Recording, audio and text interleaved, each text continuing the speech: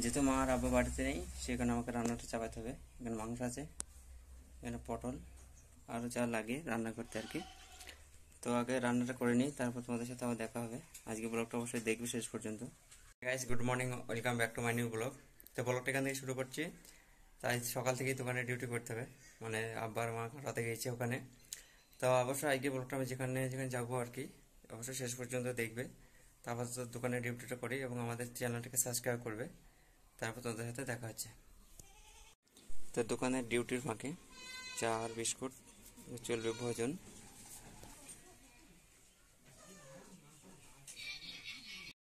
যেহেতু মা আর আব্বা বাড়িতে নেই সেখানে আমাকে রান্নাটা চাপাতে হবে। এখানে মাংস আছে, এখানে পটল, আরও যা লাগে রান্না করতে আর কি।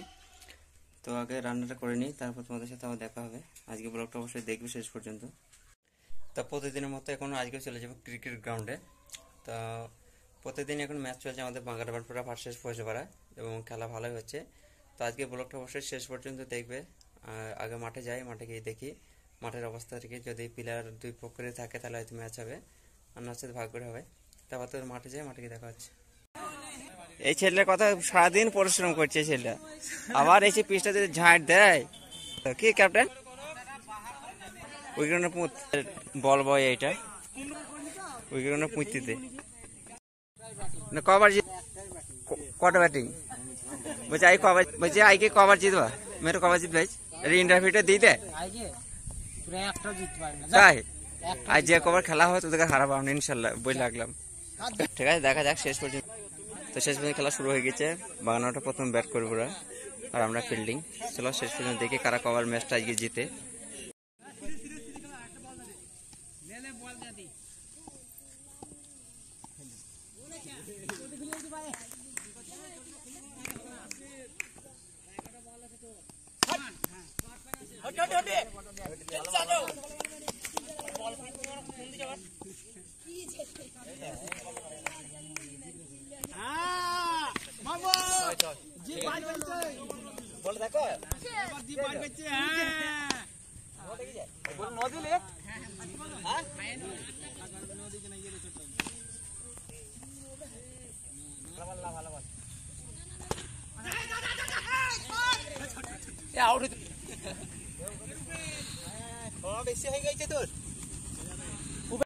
কি হয় 57 রানের টার্গেট।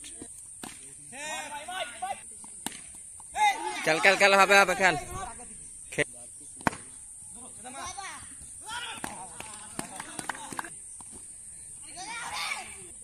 মারে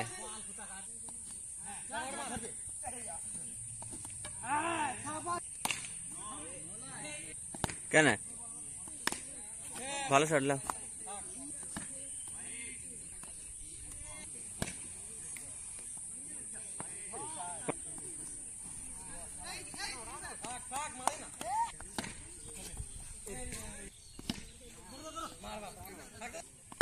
চার ও চার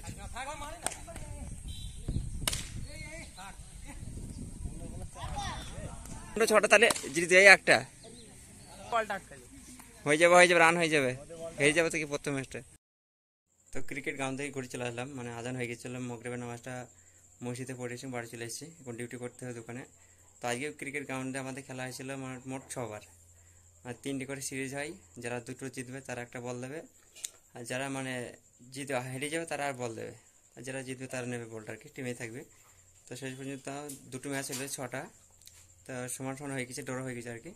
তারপর তো দোকানে ডিউটি করি, আর যদি কোথাও যাই অবশ্যই দেখা হবে। চলো।